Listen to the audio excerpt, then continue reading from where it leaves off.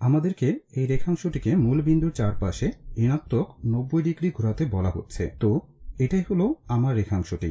তাই ঘোরানোর কাজে যে যন্ত্রটি লাগে সেটি ব্যবহার করব। তাহলে আমরা ঘূর্ণনের নির্দিষ্ট বিন্দুটি চিহ্নিত করি এবং আমরা মূল বিন্দুর চারদিকে ঘোরাবো। আর এজন্য আমি এটাকে এখানে রাখলাম এবং আমি এটাকে ঋণাত্মক 90 ডিগ্রি ঘোরাতে যাচ্ছি। তাই আমরা এটাকে এই দিকে ঘোরালাম। আমরা এটাকে আগের অবস্থায় নিয়ে যাই। আমি এবার আমার ঘোরানোর টুলটা নিচ্ছি, যা ঋণাত্মক 90 ডিগ্রি। এখানে যে তীর চিহ্ন আছে এগুলো এক্স অক্ষ জুড়ে অবস্থিত। যদি আমরা ঋণাত্মক 90 ডিগ্রি ঘোরাই, এই তীর চিহ্নগুলো এই দুইমুখী বাঁকানো তীরের চিহ্ন ঠিক এগুলোই ঋণাত্মক ওয়াই অক্ষ জুড়ে থাকবে। তো আমরা সেটা করি। তাই এটাই ঋণাত্মক অক্ষটি। আমরা এই রেখাংশটিকে ঋণাত্মক 90 ডিগ্রি ঘোরালাম মূল বিন্দুকে কেন্দ্র করে। এখন আমাদের কিছু প্রশ্নের উত্তর দিতে হবে। যখন একটি রেখাংশকে ঘোরানো হয় তখন যে ছবিটি মাথায় আসে তা অবশ্যই একটি রেখাংশ। ঘোরানো ছবিটির দুটি শেষ প্রান্ত আছে।